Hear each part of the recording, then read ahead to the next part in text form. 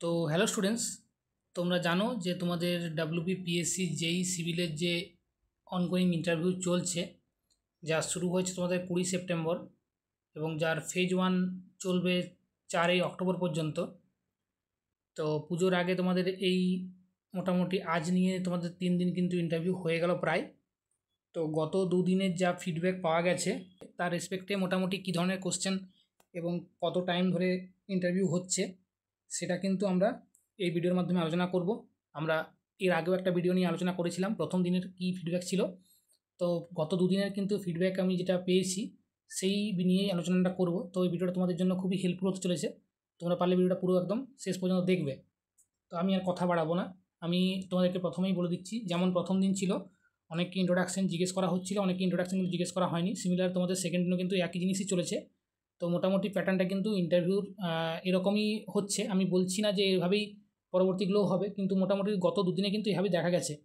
তো ইন্ট্রোডাকশন কাউকে জিজ্ঞেস করা হয়েছে বা কাউকে জিজ্ঞেস করা হয়নি, ম্যাক্সিমাম জনের কিন্তু ইন্ট্রোডাকশন জিজ্ঞেস করা হয়নি। ডাইরেক্ট তাকে জিজ্ঞেস করা হয়েছে তোমার নাম কি এবং তুমি কোথা থেকে পাস আউট হয়েছো, কত সালে পাস আউট হয়েছো, এবং যদি গ্যাপ থাকে তাহলে জিজ্ঞেস করা হচ্ছে যে গ্যাপ থাকলে কেন গ্যাপ ছিল বা গ্যাপের মাঝে তুমি কী করছিলে, আর যদি এক্সপিরিয়েন্স থাকে তাহলে ডাইরেক্ট এক্সপিরিয়েন্সে ডিটেলস নেওয়া হয়েছে। এরপরে সেকেন্ড জিনিস সেটা কিন্তু ফার্স্ট দিন কিন্তু নন টেকনিক্যাল কোশ্চেনের উপর খুব বেশি জোর দেওয়া হয়নি, কিন্তু সেকেন্ড দিন শোনা গেছে যে কিছু কিছু ছেলেদের কিন্তু নন টেকনিক্যাল কোশ্চেনও প্রচুর পরিমাণে জিজ্ঞেস করা হয়েছে। এবং সবথেকে বেশি ব্যাপার সেকেন্ড দিন কিন্তু তোমাদের উপস্থিত বুদ্ধির উপরে কোশ্চেন করা হয়েছে। সেগুলো আমি শেয়ার করব না, কিন্তু বেসিক্যালি তোমাদের মানে প্রেজেন্স অফ মাইন্ড চেক করা হয়েছে এবং তোমরা তোমাদের জায়গা সম্পর্কে কতটুকু জানো, তোমাদের বেসিক নলেজ কতটুকু ক্লিয়ার সেটা কিন্তু তোমাদেরকে মানে চেক করা হয়েছে এবং বারবার তোমাদের কনফিউশন করার চেষ্টা কিন্তু করা হয়েছে। মানে একটা উত্তর দেওয়ার পর সেটাকে বারবার তোমাদের তোমাদের বলা হয়েছে হয়তো তুমি ভুল বলছো বা তুমি হয়তো সেটাকে ঠিকঠাক করে বলতে পারছো না, এরকম করে তোমাদের কিন্তু মোরাল ডাউন করার চেষ্টা হয়েছে। তো এরকম টাইপের কিন্তু হয়েছে। তো আমার একটা বক্তব্য, তোমরা যদি কোনো অ্যান্সার তোমরা জানো, তোমরা সেটাকে স্যার সঠিকভাবে অ্যান্সার দেওয়ার চেষ্টা করবে এবং সেটা যদি তোমাদের ঠিক মনে হয় তাহলে তুমি স্যারের সঙ্গে কোনো আর্গুমেন্টে না গিয়ে বলবে স্যার আমি এইটুকুই জানি এবং এর বাইরে আমার জানা নেই, এটুকু বলাই আমার মনে হয় ভালো। আর কেন কি ওটা ইন্টারভিউ রাউন্ডে কারো স্যারদের সঙ্গে আর্গুমেন্টে জানাটা খুব খারাপ জিনিস। সেকেন্ড জিনিসটা হচ্ছে যে যাদের এক্সপিরিয়েন্স আছে তাদেরকে কিন্তু এক্সপিরিয়েন্স থেকে কোশ্চেন করা হয়েছে এবং যাদের কিন্তু ফ্রেশার্স ক্যান্ডিডেট তাদের কিন্তু কোশ্চেনটা পুরোপুরি কিন্তু থিওরির উপর দিয়েই গেছে। আর এক্সপিরিয়েন্স ক্যান্ডিডেটদের ক্ষেত্রে এক্সপিরিয়েন্সের উপর কোশ্চেন আছে এবং নাম্বার অফ যে ডিউরেশন অফ টাইম, মোটামুটি প্রথমের দিকে যারা যাচ্ছে তাদের কিন্তু ইন্টারভিউ টাইমটা প্রায় 25-30 মিনিটের কাছাকাছি চলে যাচ্ছে এবং যেটা অ্যাজ ইট ইজ হয়ে থাকে, টাইম যত বাড়তে থাকে তত ওই 15 থেকে 17-18 মিনিট, মোটামুটি অ্যাভারেজ তোমরা 20 থেকে 15 মিনিটের মধ্যে ধরে রাখো, ইন্টারভিউটা কিন্তু কন্টিনিউয়াসলি চলছে। তো প্রথমের দিকে যাদের ইন্টারভিউ থাকবে তাদের হয়তো টাইম একটু বেশি হলেও হতে পারে, বাকি আস্তে আস্তে 15 থেকে 20 মিনিটের মধ্যে কিন্তু ইন্টারভিউটা হয়ে যাচ্ছে। তো আমি তোমাদেরকে আগেও ডিসকাশন করেছিলাম যে একটা ইন্টারভিউ 15 মিনিট হলে তোমরা কীভাবে সেটাকে স্লট হিসাবে সাজাবে, যেটা তোমরা পেয়ে যাবে, সেগুলো তোমরা দেখে নেবে।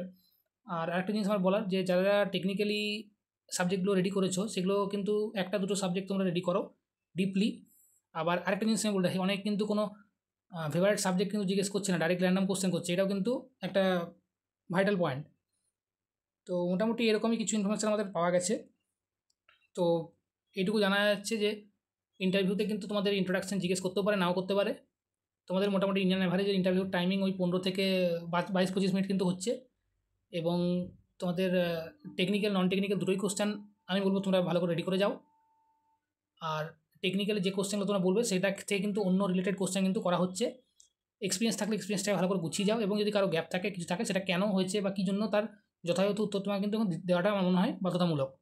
কোনো কিছু কিন্তু ভুল বা এক্সট্রা কথা বলতে যেও না, সেটা তোমাদের জন্য পরবর্তীকালে ইম্প্যাক্ট হতে পারে। আর বাকি কনফিডেন্সে যাও, এইটুকুই বলার ছিল।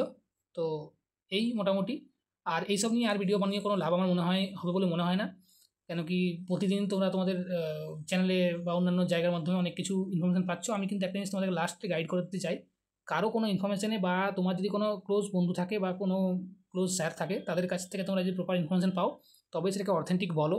কেন কি সব কথাই তোমাদের কিন্তু বিশ্বাস করে নেওয়া বা সব কোশ্চেনগুলো তোমাদের কিন্তু মানে ভেবে নেওয়া আমার মনে হয় এটা ঠিক হবে না, এটা কিন্তু ভুল পথে পরিচালনা করতে পারে তোমাদেরকে আমার মনে হয়। তো তোমাদের একটা মোরাল ডাউন হতে পারে, সেটাও হতে পারে। তো তোমরা মোটামুটি তোমাদের যেমন প্রিপারেশন আছে কন্টিনিউ করো এবং তোমার মনে হয় যে জিনিসগুলো ইম্পর্টেন্ট সেগুলোকে বারবার তুমি রিপিট করো, দরকার হলে লিখে নাও, বারবার বলার চেষ্টা করো এবং তুমি তোমার মতন নিজের থেকেই তৈরি হও।